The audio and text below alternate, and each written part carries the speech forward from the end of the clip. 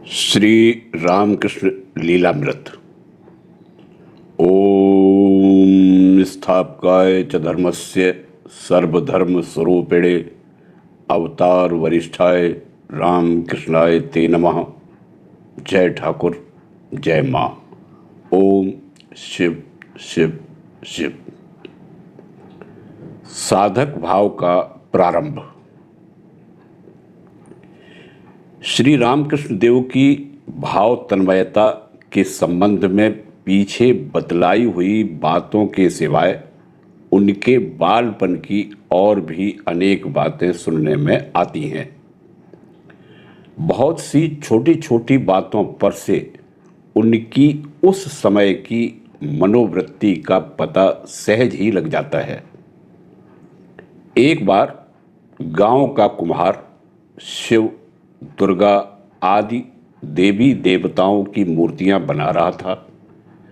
अपने बाल मित्रों के साथ घूमते घूमते गदाधर सहज ही वहां आ पहुंचा और उन प्रतिमाओं को देखते देखते एकदम बोल उठा, अरे यह क्या किया? क्या देवताओं की आंखें ऐसी होती हैं? देखो, आंखें इस तरह चाहिए। ऐसा कहकर भौहें कैसी हों, आंखों का आकार कैसा हो, दृष्टि कैसी होने से आंखों में दैवी शक्ति, करुणा, अंतर्मुखी भाव, आनंद आदि गुण एकत्रित होकर मूर्ति में सजीवता का भास होता है, आदि आदि विषय में उस कुम्हार को गदाधर ने प्रत्यक्ष जानकारी प्राप्त करा दी। गदाधर की यह जानकारी देखकर वह कुम्हार और दूसरे लोग आश्चर्यचकित रह गए।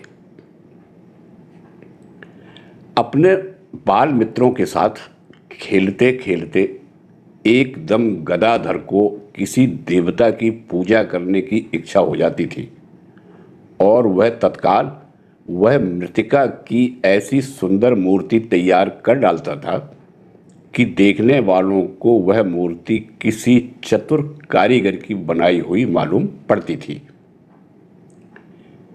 किसी को कल्पना न रहते हुए या उस संबंध की बातें न होते हुए भी किसी से गदाधर एक आध ऐसा वाक्य बोल बैठता था कि उसे सुनकर उसके मन का बहुत दिनों का कोई प्रश्न हल हो जाता था और उसकी शंकाओं का समाधान हो जाता था।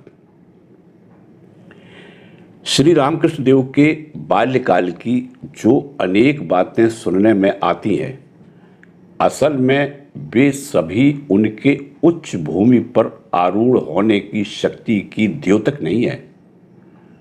उनमें कुछ सचमुच उच्च कोटि की हैं और शेष साधारणतः निचली श्रेणी की हैं।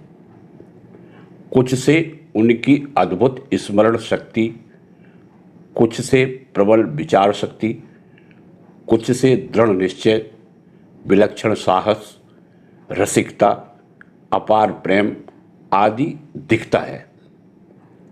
परंतु इन सब के मूल में असाधारण विश्वास, पवित्रता और निस्वार्थता से ओतप्रोत उनका स्वभाव दिखाई देता है।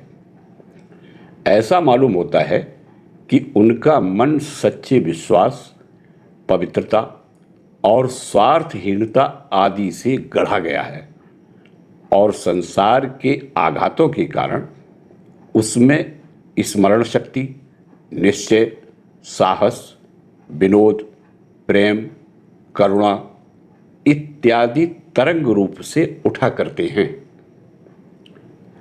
इस संबंध में कुछ घटनाओं का यहाँ उल्लेख कर देने से पूर्वोक्त विषय पाठकों की समझ में सहज ही आ जाएगा। मेले में राम, कृष्ण आदि के चरित्रों का नाटक देखने के बाद गदाधर घर आकर उनकी नकल करता और अपनी बाल गोपाल मित्र मंडली को माणिक राजा की अमराई में ले जाता था। वहाँ लड़कों को भिन्न भिन्न पात्रों के कार्य सिखाकर मुख्य नायक का काम वह स्वयं करता था। इस प्रकार मेले में देखे हुए नाटक वह बहुतेरे अंशों में ज्यों के त्यों तैयार कर लेता था। उपनयन के समय प्रथम भिक्षा तेरे हाथ से लूंगा, इस प्रकार का वचन छुटपन में ही गदाधर ने अपने ऊपर अत्यंत प्रेम करने वाली धनी नाम की लोहारिन को दे रखा था और उपनयन के समय घर के लोगों की सामाजिक रूढ़ी की और किसी के भी कहने की परवाह न करते हुए उसने अपने वचन का अक्षरशः पालन किया। क्या गदाधर कभी मेरे हाथ से खाकर मुझे धन्य करेगा? यह भावना उस स्त्री के प्रेमपूर्ण हृदय में उठा करती थी। पर मैं नीच जाति की स्त्री हूं, क्या मेरी इच्छा पूरी होगी? यह सोचकर वह मन ही मन सदा दुखी हो जाती थी। गदाधर को यह बात किसी तरह मालूम हो गई।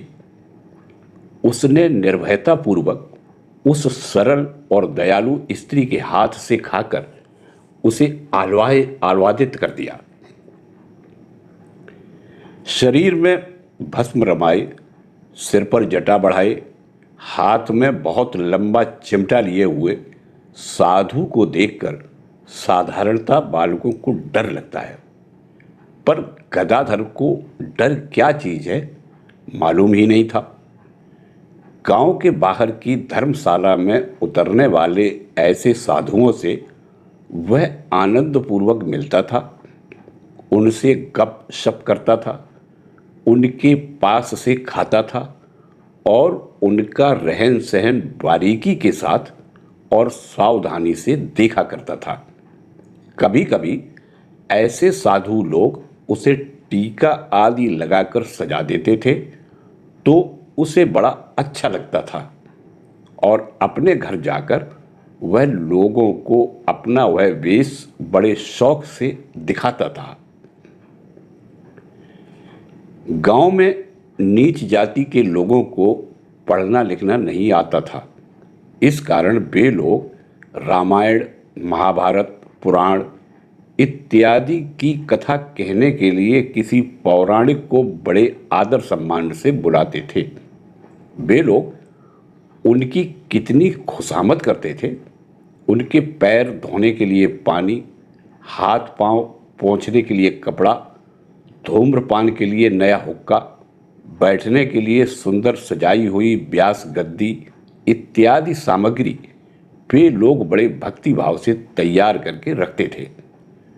पौराणिक महाराज इस सम्मान से भूलकर अपने आप को साक्षात बृहस्पति समझने लगते थे। फिर उनका वह शान के साथ बैठना, अद्भुत ढंग से हाथ हिलाना, पोथी की ओर देखते देखते कभी चश्मे की कांच के भीतर से और श्रोताओं की ओर देखते देखते सिर थोड़ा झुकाकर कभी चश्मे के ऊपरी भाग और भौहों के बीच से, कभी चश्मा माथे पर चढ़ाकर खाली आंखों से रुआब के साथ देखना, अपने चेहरे पर गंभीरता लाना, उनके इन सब चरित्रों को तीक्ष्ण दृष्टि संपन्न गदाधर बड़ी बारीकी से देखा करता। तदुपरांत किसी समय लोगों के सामने वह इन बातों की हूबहू नकल करके दिखा देता था, जिससे लोग हंसते हंसते लोटपोट हो जाया करते थे। उपरोक्त बातों से श्री रामकृष्ण देव के बाल्यकाल के स्वभाव की कुछ कल्पना हो सकती है। इसके पूर्व हम कह आए हैं कि अपने छोटे भाई का विद्याध्ययन ठीक हो तथा थोड़ी बहुत सहायता उसे भी मिल सके, इस हेतु से राम कुमार ने गदाधर को कलकत्ता लाकर अपने साथ रखा था। राम कुमार ने झामापुकुर में अपनी पाठशाला खोली थी और उस मोहल्ले के कुछ घरों की देव पूजा का भार भी अपने जिम्मे ले रखा था। परंतु उनका बहुत सा समय पाठशाला के ही कार्य में बीत जाने से देव पूजा के लिए समय नहीं रहता था। इस काम को छोड़ देने से भी कैसे चल सकता था। अतः उन्होंने देव पूजा का काम गदाधर को सौंप दिया। उससे गदाधर को भी आनंद हुआ। वह देव पूजा का कार्य दोनों समय बड़ी तत्परता से करने के अतिरिक्त अपने बड़े भाई से कुछ पढ़ने भी लगा। कुछ ही दिनों में अपने स्वाभाविक गुणों के कारण गदाधर अपने यजमानों के घर सभी लोगों को बहुत प्रिय हो गया। उसके सुंदर रूप, कार्यकुशलता, सरल व्यवहार, मिष्ट भाषण, देवभक्ति और मधुर स्वर ने यहाँ भी कामार पुकुर के समान सभी लोगों पर एक प्रकार की मोहिनी सी डाल दी। कामार पुकुर के ही समान यहाँ भी उसने अपने आसपास बाल गोपाल की मंडली जमा ली और उनकी संगत में अपने दिन आनंद से बिताने लगा। कलकत्ता आकर भी अध्ययन में उसकी कोई विशेष उन्नति नहीं हुई।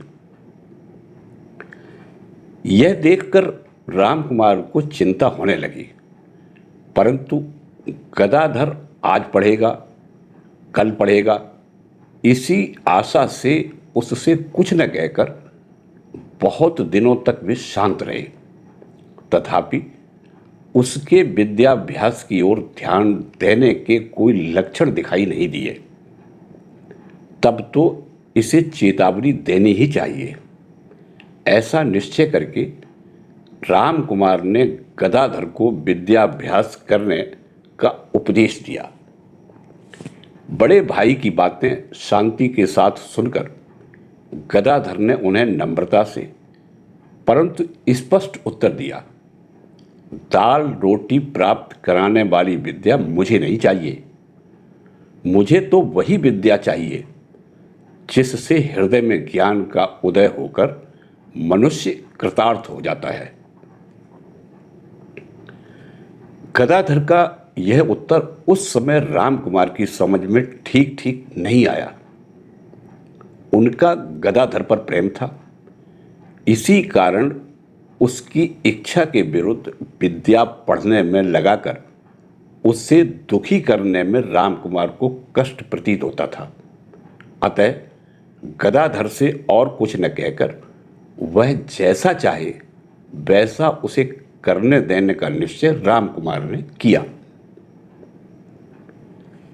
बाद के वर्षों में रामकुमार की आर्थिक स्थिति सुधरने के बदले और भी गिरती गई। पाठशाला के बालकों की संख्या घटने लगी। अनेक प्रकार के परिश्रम करने पर भी पैसा नहीं मिलता था। अतः पाठशाला बंद करके और कोई काम करे, यह विचार उनके मन में आने लगा, परंतु कुछ भी निश्चय न हो सका। इसी तरह यदि और कुछ दिन बीते तो ऋण का भार बढ़ने से स्थिति भयानक हो जाएगी। इसी बात की चिंता उन्हें लगी रहती थी और कोई दूसरा उपाय भी नहीं सूझता था। पर वे क्या करते? यजन, याजन और अध्यापन के अतिरिक्त उनके लिए और कार्य ही क्या था? पैसा कमाने की कोई अन्य विद्या उन्हें आती ही नहीं थी। तो फिर यह समस्या कैसे हल हो? ऐसा सोचते सोचते ईश्वर पर भरोसा रखकर अपनी उन्नति के लिए कोई साधन आसमान से टपकने की राह देखते हुए साधु वृत्ति वाले रामकुमार अपना पुराना कार्य ही किसी तरह करते रहे और ईश्वर की अचिंत्य लीला ने यथार्थ में इस प्रकार का एक साधन शीघ्र ही आसमान से टपका दिया। जय ठाकुर, जय मां।